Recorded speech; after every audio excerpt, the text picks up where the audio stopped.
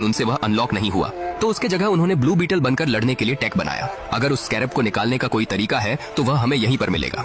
यह सुनने के बाद जाइमी फ्रेश होने के लिए वॉशरूम पर जाता है। जब वह अपने मुंह धो रहा था तभी वह मिरर में देखता है कि उसका घाव अपने आप ही हिल हो रहा है। यह देखकर वह बहुत खुश हो जाता है। उसके बाद वह जेनी के पास जाकर बैठ जाता है। जेनी उसके साथ उसके फैमिली के बारे में सब कुछ शेयर करती है, क्योंकि वह भी जमी को पसंद करने लगी थी। वह दोनों बातें करते करते एक दूसरे से किस करने ही वाले थे, तभी रूडी वहाँ पर पहुँच जाता है और उन्हें एक बहुत जरूरी चीज दिखाने के लिए कहकर अपने साथ बुलाकर ले जाता है। जब जेनी और जेमी रूडी के साथ जाते हैं तो रूडी उन्हें प्रोजेक्टर के पास लेकर कहता है, ड्यूड के साथ एक प्रोफेसर था जिसका नाम था डीन गैरेट।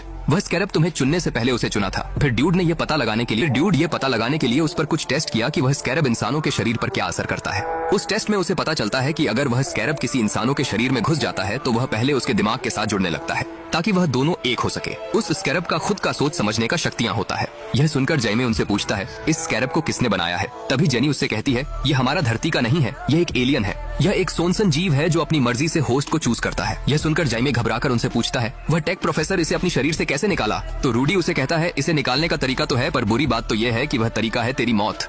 ये सुनकर जाइमी और भी डर जाता है। रूडी उसे कहता है, यह तेरे शरीर के साथ पूरी तरह जुड़ा हुआ है। अगर इसे निकालने की कोशिश करते हैं तो यह उसे खतरा समझकर अपनी होस्ट को बचाएगा। यह सब सुनने के बाद जाइमी काफी परेशान हो जाता है कि उसे इस स्कैरब को सारा जीवन अपने साथ लेकर जीना पड़ेगा।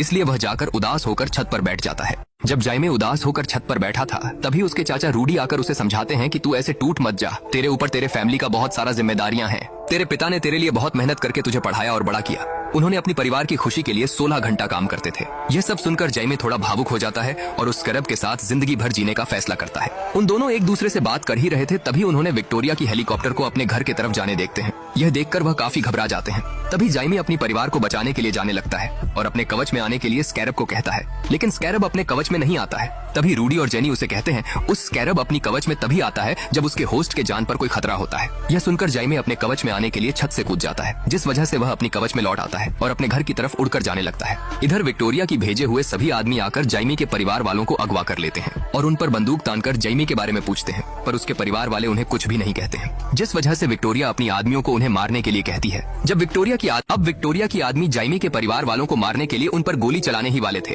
तभी वहाँ पर जाइमी आ जाता है और उन्हें रुकने के लिए कहता है। उस स्कैरब को जाइमी के अंदर देखकर विक्टोरिया बहुत हैरान होती है और उस स्कैरब के शक्तियों को देखने के लिए अपनी आदमियों को उस पर गोली चलाने के लिए कहती है, जिससे उसके सभी आदमी जाइमी पर गोलियां चलाते हैं। लेकिन गोलियों से जाइमी का कुछ भी नहीं होता है, जिस वजह से विक्टोरिया उसे छोड़कर उसके फैमिली पर गोलियां चलाने के लिए कहती है। यह सुनकर उसके सभी आदमी जाइमी के परिवार पर गोली चलाने लगते हैं, लेकिन जाइमी तुरंत अपने परिवार लोगों के सामने एक शील्ड बनाकर खड़ा हो जाता है और अपनी हाथों से हथियार बनाकर उन सभी पर हमला करने लगता है। जाइमी को विक्टोरिया के आदमी के साथ लड़ता देखकर जाइमी के पिता अपने परिवार को लेकर वहाँ से छुप कर जाने लगते हैं, पर तभी